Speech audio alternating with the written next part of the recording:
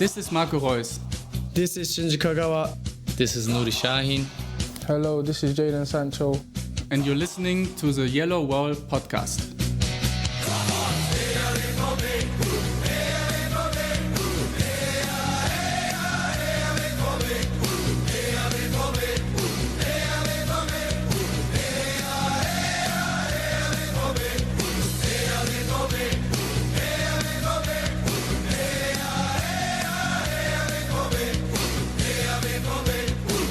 Hello and welcome to episode 432 of the Yellowwallpod. I'm your host Stefan Wutzko, and today I was going to talk with Matthias Zug about the hangover after the Bayern match that was Tuesday's 1-1 draw against Sevilla in the UEFA Champions League.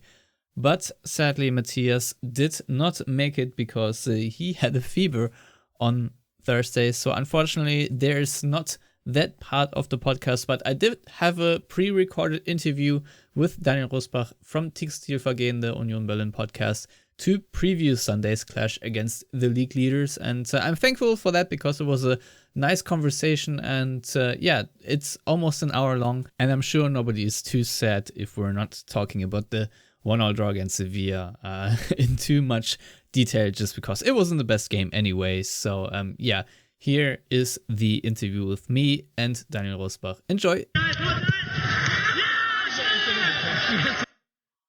And now, as promised, I'm joined by Daniel Roßbach from Textilvergehen. Daniel, welcome back. This is, I think we had it in a pre-talk, your third or fourth time on here, and the first time was around 2016. So it's been a while, but it's good to have you back on and chat about Union Berlin. Yeah, I'm a veteran of this podcast, I guess. It's always nice to be back. So let's talk about Union Berlin. Yeah. So obviously they're in first place right now. They have 6 wins, 2 draws, 1 loss. They are unbeaten at home. They have scored 16 goals. For reference, that's 3 Which is a bit amazing. Yeah, 3 more than Dortmund. They have conceded 6 goals. That's 12 fewer than Dortmund, or rather 6 fewer than Dortmund. Sorry. Yeah, I was thinking that was a bit much. Dortmund have conceded 12 goals, so it's half as much as It's Dortmund. half as much. Yeah. So exactly. the goal difference is plus 10, but the XG difference, at least according to FBref, is 0 or minus 0.01. So maybe you'll regress to the mean, who knows? Or maybe you're just good and the model is shit. We will discuss it. I think actually that your listeners will enjoy the reason for a large part of that discrepancy, which is that we hammered Schalke 6-1 on even goal difference, expected goal difference, basically in that match. That was a really weird match where I think we definitely deserved to win it, but it was very fluky that it was a 6-1. So that accounts for like half of that expected goals versus real goals differential discrepancy. So a lot of it is due to that. So single game expected goals and sort of small n expected goals. We all know not to overinterpret it, but it does give a few pointers that maybe Union is running a little bit hot. But I also have some theories that it's also not just a coincidence that that's the case, but there are also some systematic reasons for that. Yeah, in which we shall delve in a second, but I shall be remiss if I not to mention that Geraldo Becker is your best goal scorer with 6 goals. And again, for reference, Dortmund's best singular goal scorer right now is Moukoko, who has scored 3. So, I don't know if I'm trying to throw shade at Dortmund a little bit by making this comparison, but I guess I am. In German, there's this thing that you sometimes sing when it's appropriate, which is gegen Union kannst du mal verlieren. It's no shame in losing to Union or whatever your team is, basically. A very original song that Union Berlin fans 100% came up with, and not any other team. No, I didn't mean it. I mean it's something that you do with every team when it's appropriate. That is true. Yeah, this season is one of those occasions where you can, you can revel in that a bit. Well, I'm never reveling. When I'm looking at the schedule and seeing the Union Berlin away game, because I know this is going to be a very tough game. I'm pretty sure if you were to design a team from scratch with a limited budget to hurt Dortmund in the maximum way possible, then this is pretty much what I would come up with. You have lightning fast players up front, so you can counter really well. You have a super organized defensive side and a lot of automatisms, as I like to say. And on top of that, you have a set piece threat that is just off the charts. Meanwhile, Dortmund have a set piece conceding threat. It's not a good matchup for Dortmund. Let's just say that.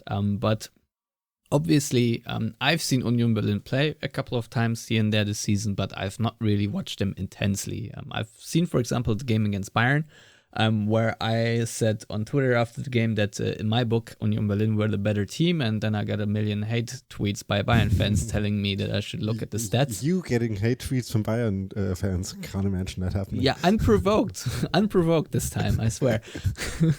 But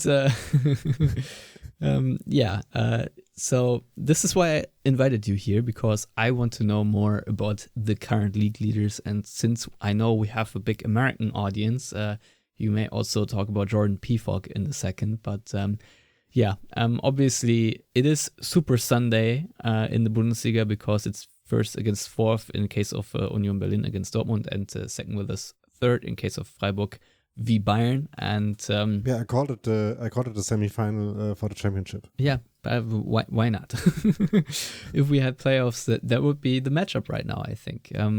So either way, the funny thing, if you want to call it funny, is that the first two teams, meaning Union Berlin and Freiburg, both have coaches on their sidelines that are at the helm for longer than 3 years. Meanwhile, can't say the same thing about any other team in the Bundesliga as far as I know, which I think is very good and really tells you the story about Union Berlin, but obviously very briefly. So, Daniel, why are Union Berlin in first place and not just by luck right now? I mean, obviously, running a bit hot has something to do with it, but the main reason is that they just have a very clear identity that they execute very well on, and also that there aren't that many sides in the Bundesliga, apparently, who can break down that defensive solidity that you've already mentioned.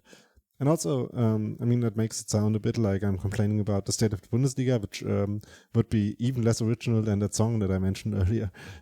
So I don't really want to do that because I think it's actually not that easy, because while it is the case that Union have a very clear and very stable identity that also doesn't really change that much from game to game, I think it is not that easy to find countermeasures that would reliably work against that, because they have sort of it's this sort of Swiss cheese model of defending, that you have several layers of protection, and so it's a cut cheese. Yeah. Sorry if I threw you off, but I know Swiss cheese has holes. I'm not sure I eat it layered a lot. Well, actually, I do, but that's another story. No, the point is that there are holes in different places, but it's unlikely that all the holes hold up in or line up in one particular path towards the goal. So you're saying Swiss cheese has a lot of holes, but they're dead ends. Yes, exactly. And in the case of Union, to maybe talk a bit about how they play, actually, there's this thing that Union is always last in terms of a lot of statistics in the Bundesliga, but among them is high pressures. They basically, compared to the rest of the league, don't register any high pressures at all. But actually, they do sometimes press high. It's just very, very measured, and they sometimes do that, and then they fall back again and press deeper. And even when they do press high, it's unlikely that actually involves sort of winning the ball high up, but just making the opponents uncomfortable enough to play bad long balls that then can be converted into fast breaks or switch of play actions. So that's the sort of first element, and then the main and core thing is that in almost all matches there were a few exceptions, mainly the one against Frankfurt, but for the most part, they're very good at sort of closing down the center of play and either shutting off the opposing sixes from the build-up play, or at least limiting or severely limiting their options playing forward from their position in central midfield. And they're very good at that. Rani Khedira, who is one of those really unheralded players that come to Union and just fit perfectly into the system, and that the coaching staff finds a role for that they are able to excel in. And he really does that, and he's one of the ever presence in that Union side.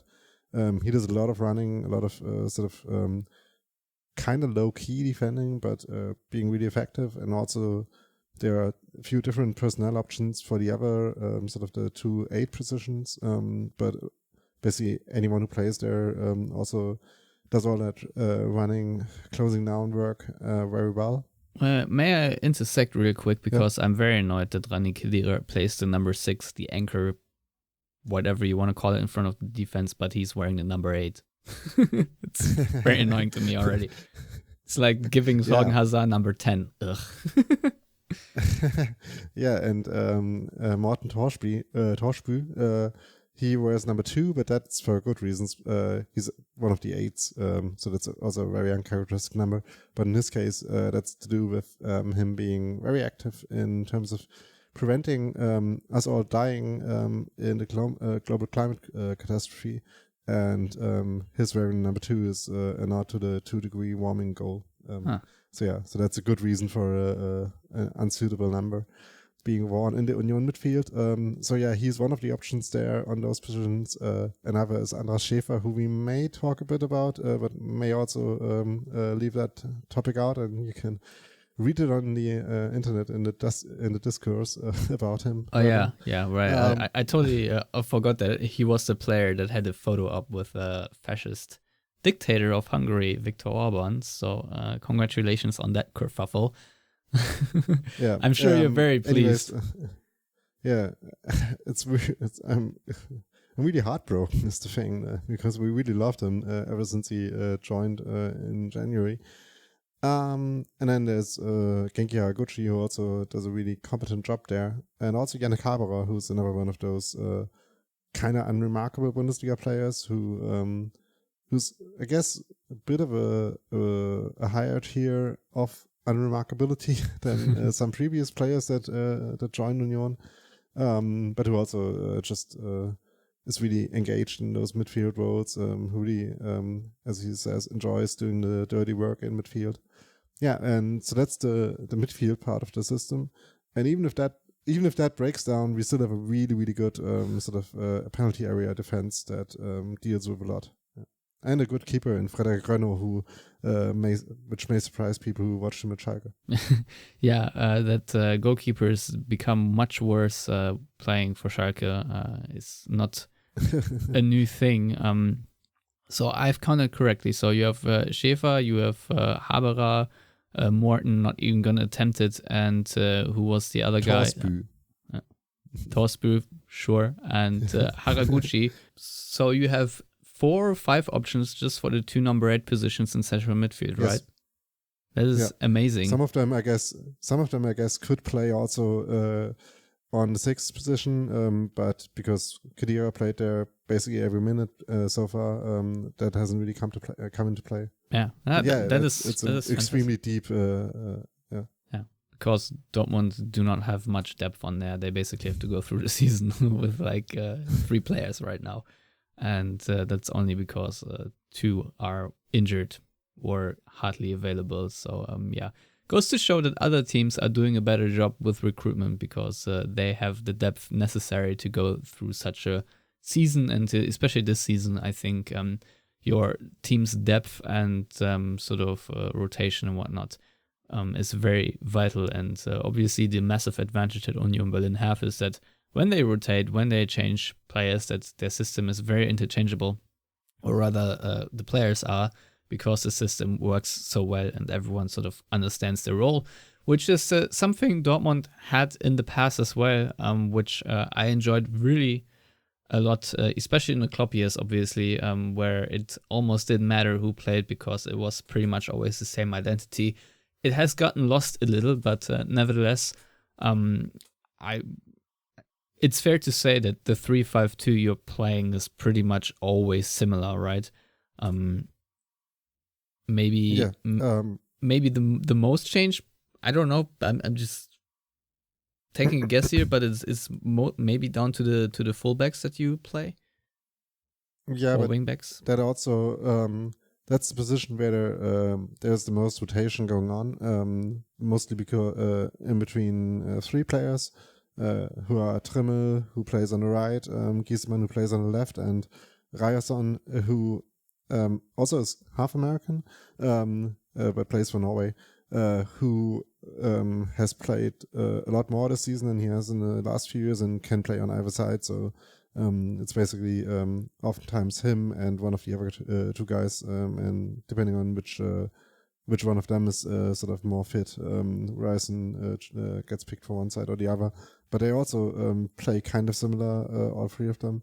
Ryerson maybe now the one who's best with the ball at his feet in sort of combination play, but the general idea is that both of them get forward. That was especially sort of the goal of choice of Union last year, that one of the wingbacks would get forward, would cross it to the other side, and that opposing defenses were sort of never really able to grok that the other fullback would come up as well and create an overload on sort of the ball far side in the box. And oftentimes that guy would then be basically alone in the box and able to convert or maybe do another cutback and sort of create chances that way. It was really amazing how many goals and assists those 3 players basically had over the course of last season. Yeah, no, it works really well, I must say, and it's quite nice to watch how well it works. And I looking forward to Sunday. I assume that Dortmund will obviously have a lot of possession in their own park or in your half, and then get pressed to shreds once they try to combine it into the final third, and then fall victim of the counterattacks. And I really wanted to talk about the partnership of Jordan Pefok and Geraldo Becker. First of all, I know you're probably not an expert on the United States men's national team, but just from the performances that you're seeing, do you think that Greg Berhalter should have called up Jordan Pefok while they were during the last international break, while they were even playing in Germany and had a training camp there and whatnot? Yeah, I just assume that you mean the performance I've seen from Jordan in an Union shirt and out of the USMNT, because you'll be shocked to know that I didn't actually watch USMNT games, but I was curious. Like, I kind of had assumed that Pefok would obviously be going to the national team camp. And I just, as they started playing, I noticed that he wasn't and was like confused and asked some people on Twitter, so what the fuck is going on with that? And didn't really get an answer, probably because they, one guy I texted about that said that he was busy watching the game for now, but he would get back to me later. And I guess that he was just too frustrated with watching whatever happened there. That I can't believe someone on Twitter put you on hold.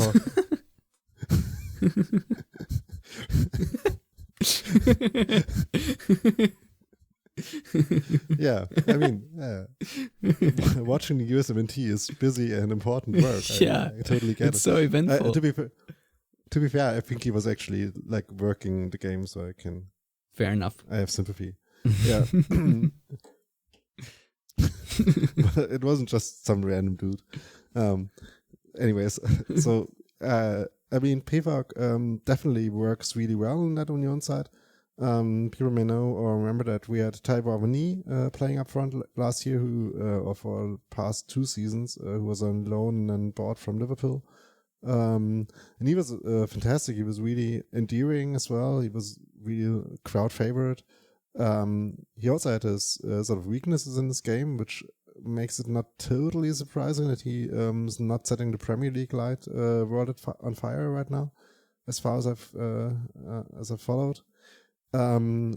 But this combination that you mentioned between Geraldo Becker, who really sort of basically since Max Kruse left Union last year in winter, Becker has really accelerated his development and is now clearly sort of the focal point and probably also the best player in that team for the last couple of months.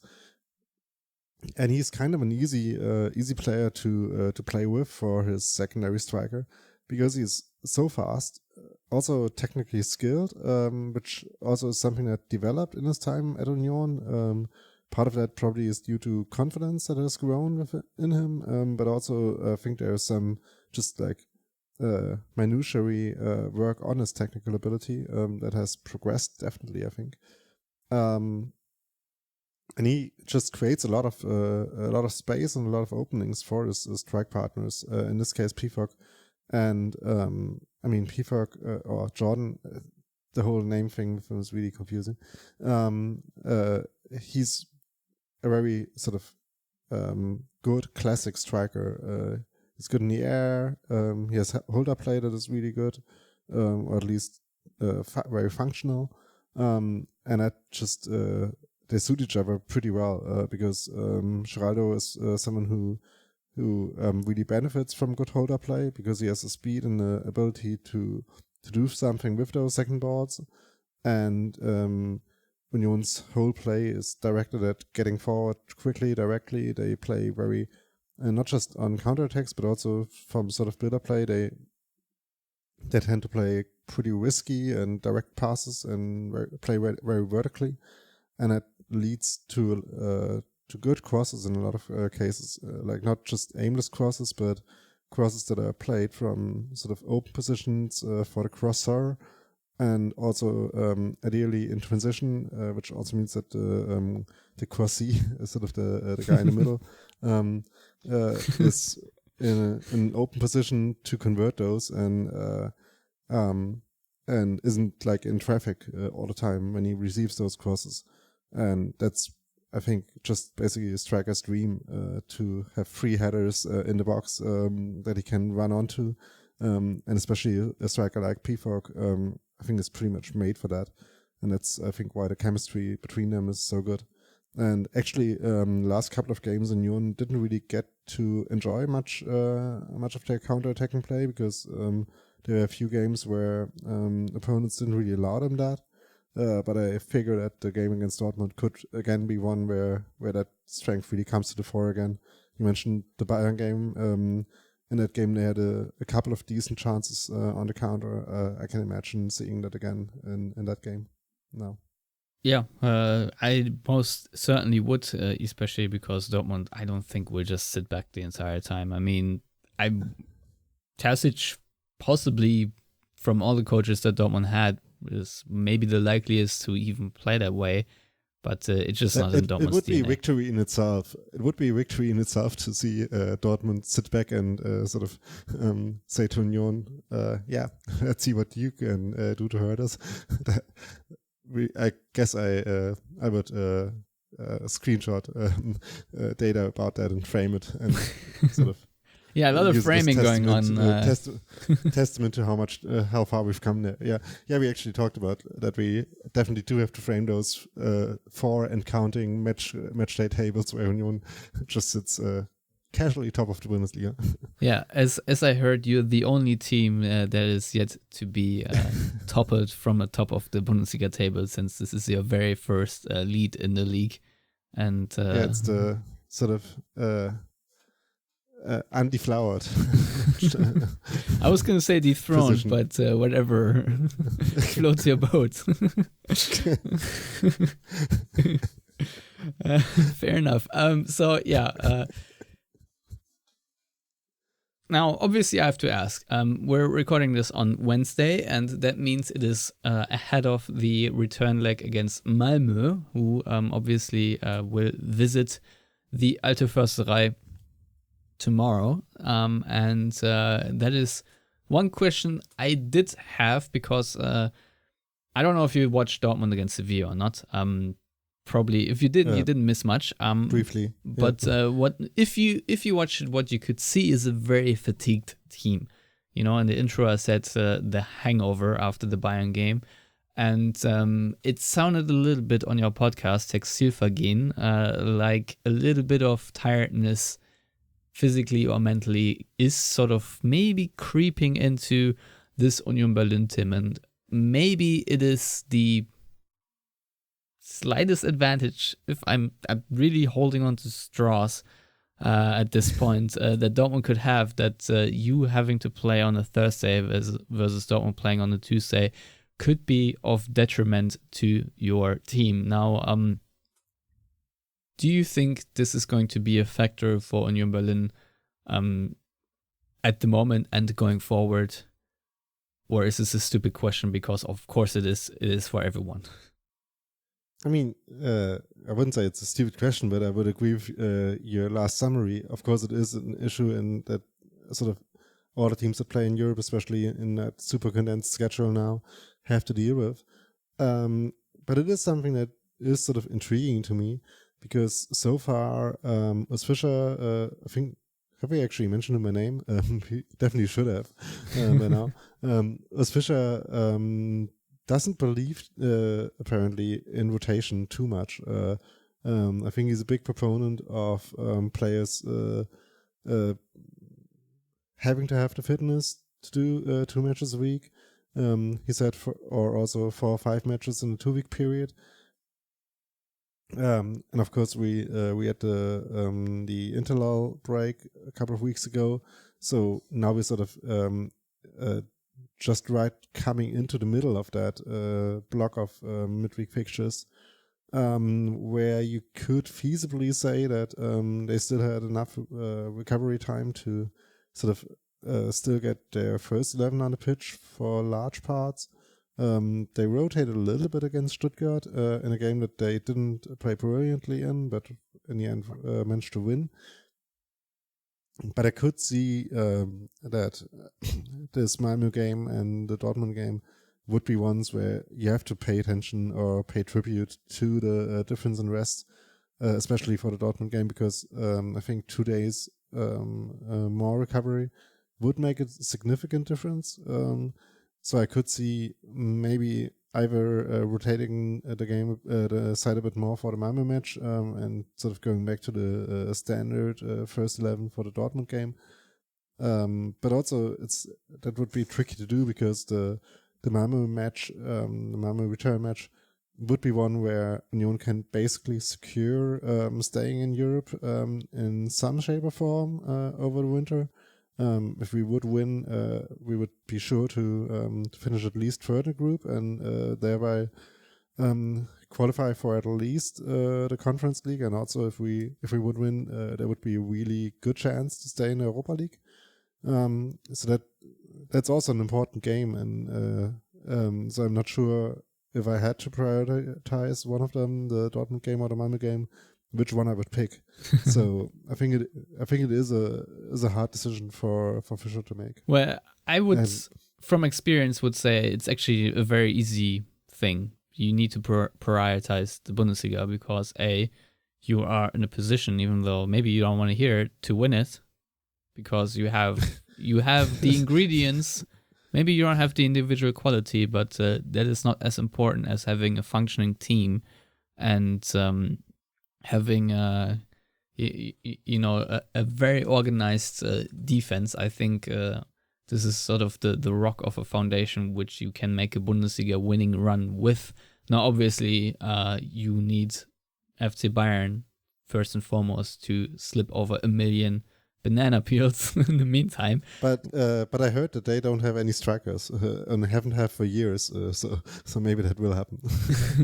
Well, but also, if you do not win the championship, surprisingly, then you still have a good chance of qualifying for the Champions League. And believe me, that as nice as it is to play against Royal Union Saint-Gouala, whatever. Jula, I don't smoke, so whatever. More importantly, playing in the Champions League is better than playing in the Europa League, is what I'm trying to say, and it's healthier for your club's finances too. So there it is. And that's a crazy thing because you mentioning actually winning the league is still something that I would banish to fairy tale land.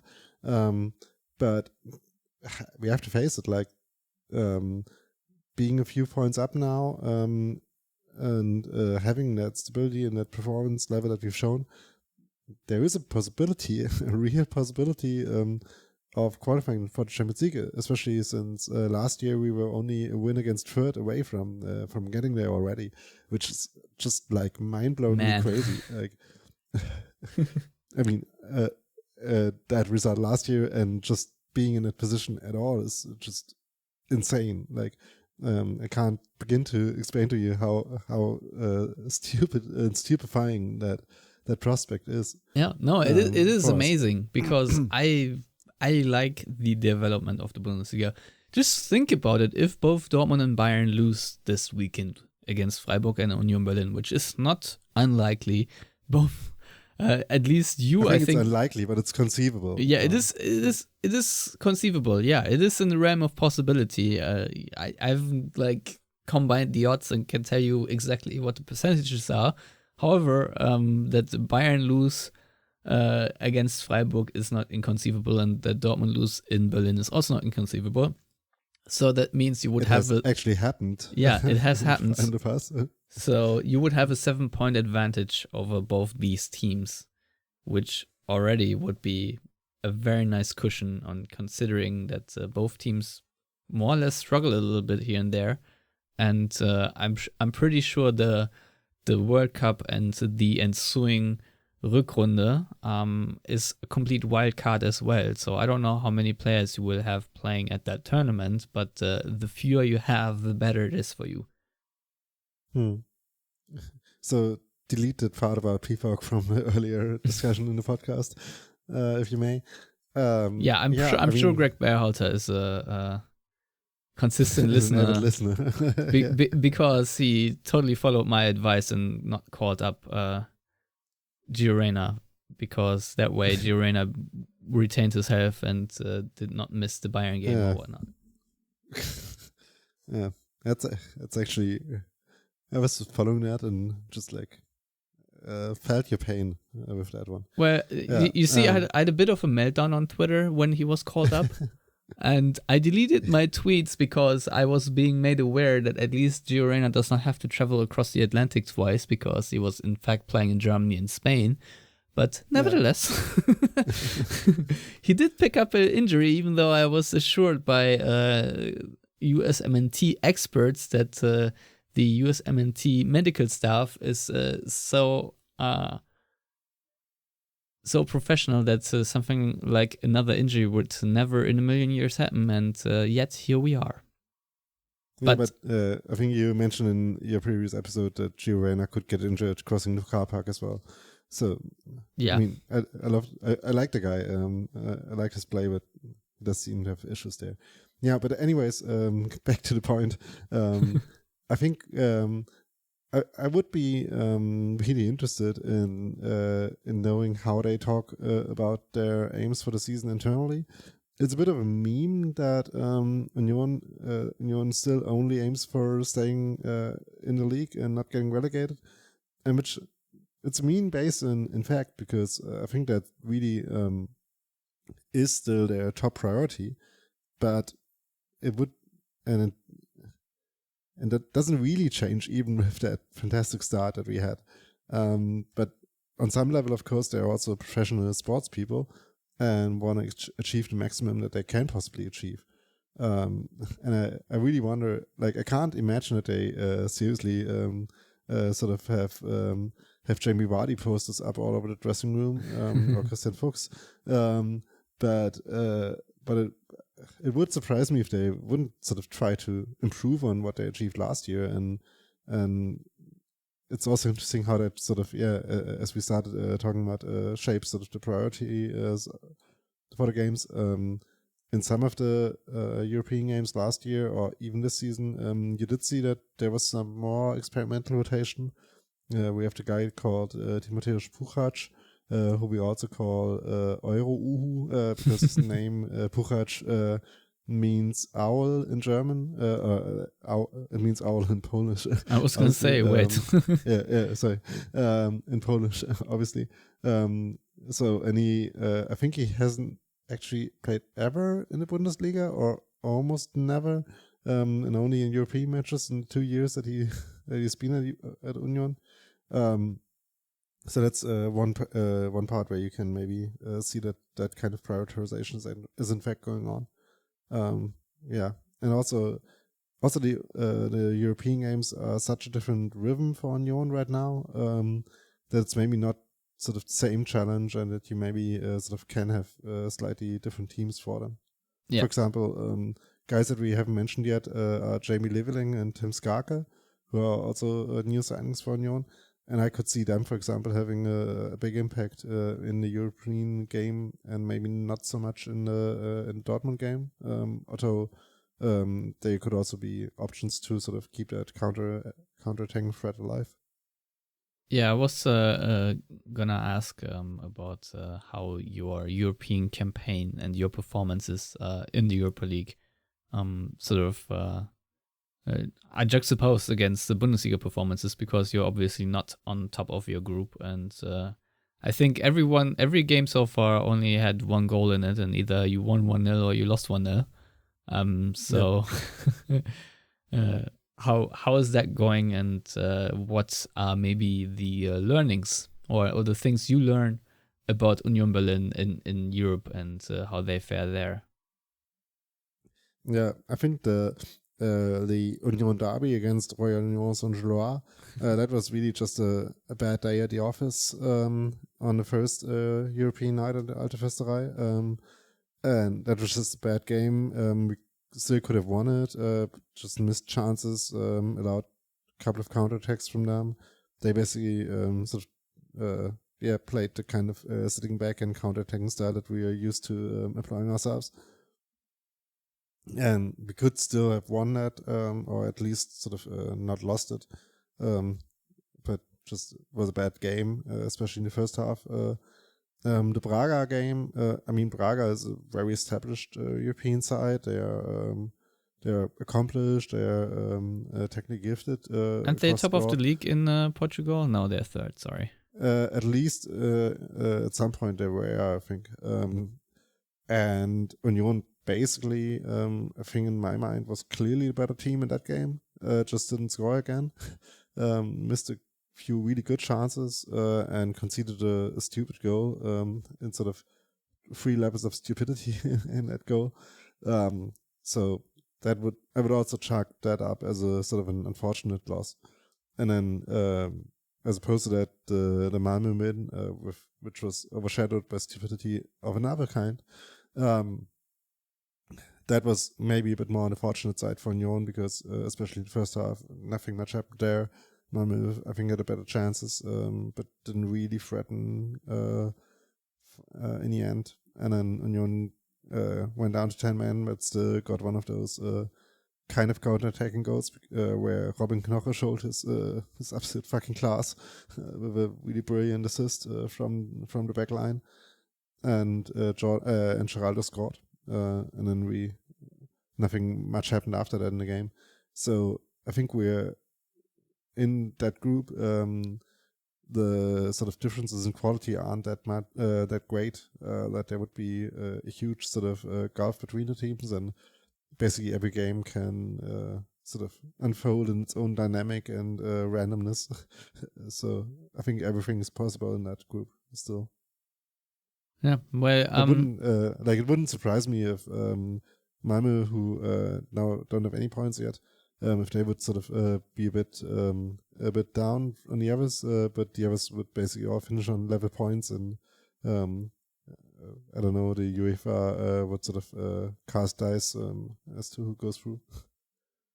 Yeah, so let's circle back to the game against Dortmund, and why don't you tell me what your fears are? Obviously, my biggest fear is obviously set piece goals. I would be surprised if Union didn't at least score 4 in Dortmund, considering how well Dortmund defends set pieces this season once again. But obviously, as an opponent, you also have some concerns and worries if you have to face Dortmund, I assume. So if there are any, which are they?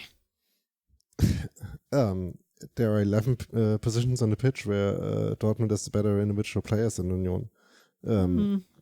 Well, at least close. At least it's close. Like a guy like Nico Schlotterbeck, who used to have and used to love at Union the year he spent here, has made another jump in his time in Freiburg and now plays for you guys. And like the sheer difference in quality is just immense. And it's eminently possible that Union just loses a few one-on-one duels, that Dortmund show their class and that they find those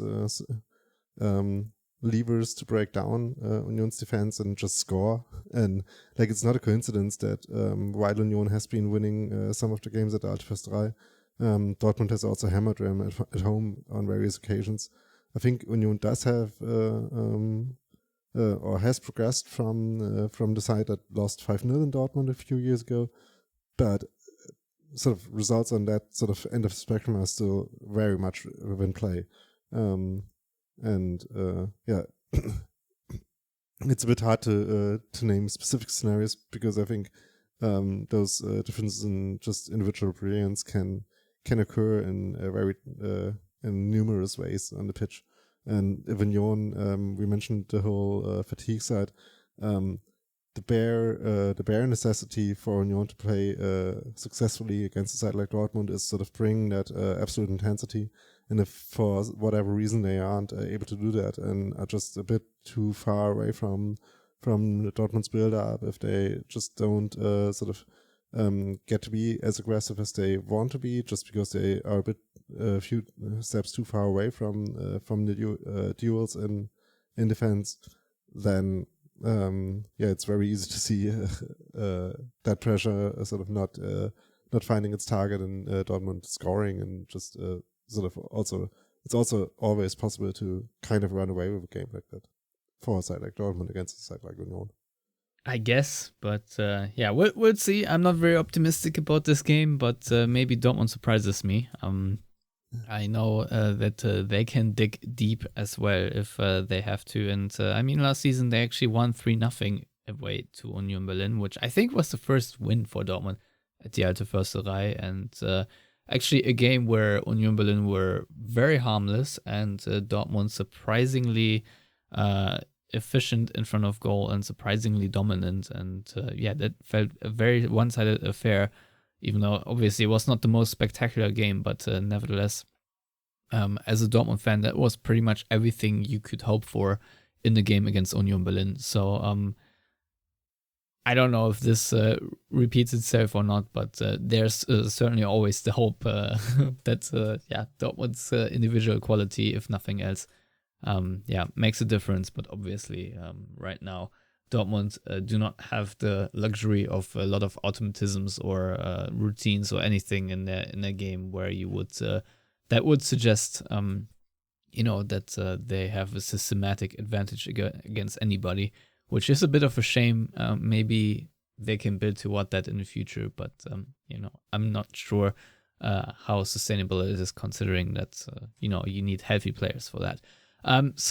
Daniel, obviously, I don't want to extend this interview much longer, but I have to ask you, given that you're on the top of the table right now, how much funnier makes this the absolute ongoing meltdown going on at Hertha Berlin?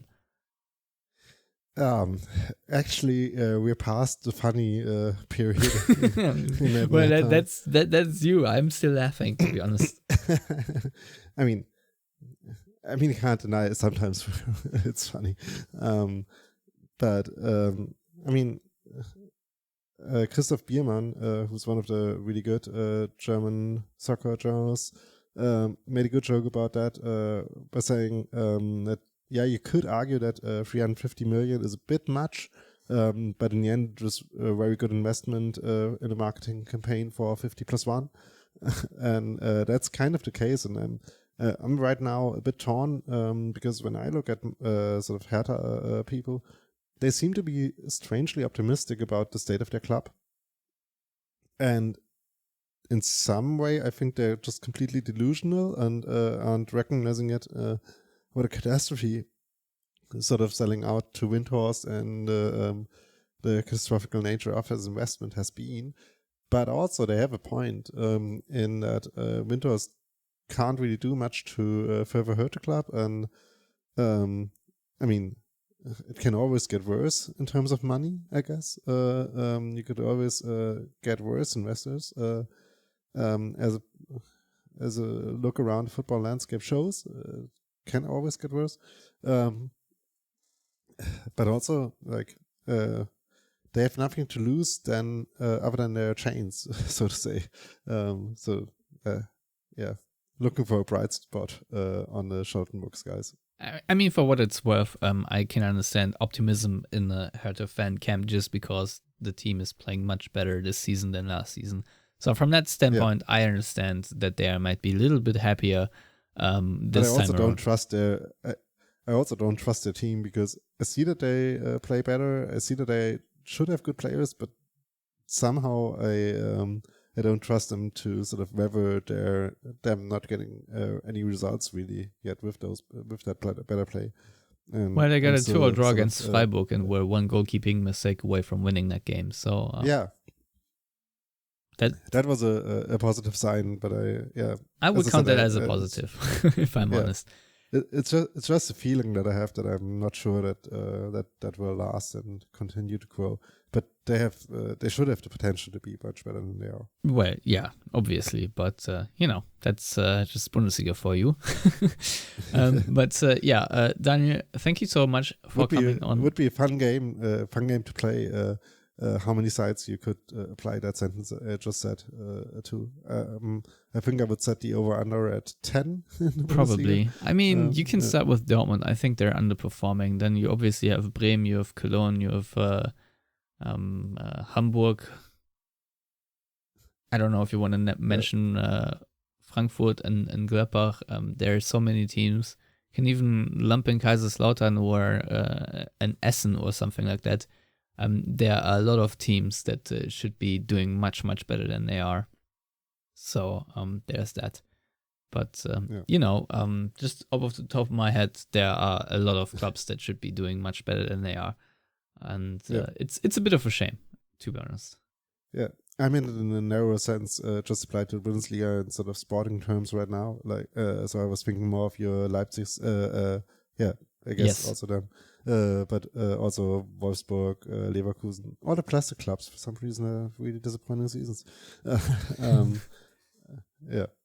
Well, maybe Leipzig are on the way back up. They seem to have, turned the corner a little bit under Marco Rose, if I'm honest. But we'll see. Anyway, thank you so much for coming on. It was a pleasure to talk about Union Berlin, and I'm really excited about the game, as much as excitement you can muster for playing Union Berlin, because it's never really fun from an opponent's view. So what's your scoreline prediction before I let you go? Yeah, I still have to get into the mood for that game, because as we talked about at length, we have another game tomorrow that I'm heading to the Alte Försterei to. But let's say I'd rather be delighted than disappointed, and I'm going to predict 2-1 loss for Union. And just, let the team surprise me once more. Reverse jinx, I see. All right, fair enough. I'm predicting also 2-1, also for Dortmund. So I'm just gonna match you there and hope doppelt hält besser. So thank you for coming on. People can follow you on Twitter at _Roßbach, and 2 S's obviously, can't have the scharfe S in your Twitter handle. But thank you for your time. Thank you for coming on. And follow me there for discussion of all Union's off the pitch issues. Yeah, which are numerous now, unfortunately.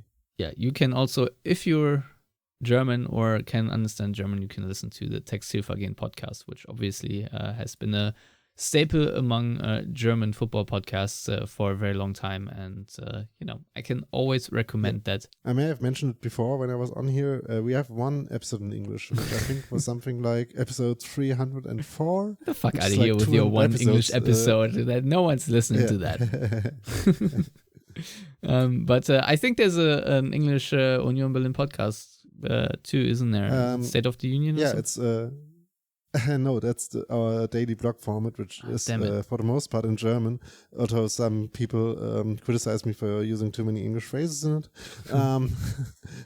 No, but there is actually an English-speaking podcast about Union. It's called Matuschka's Right Pack, after our former midfielder. But they are on a bit of a hiatus because I think they had some sort of technical issues and website issues and so on.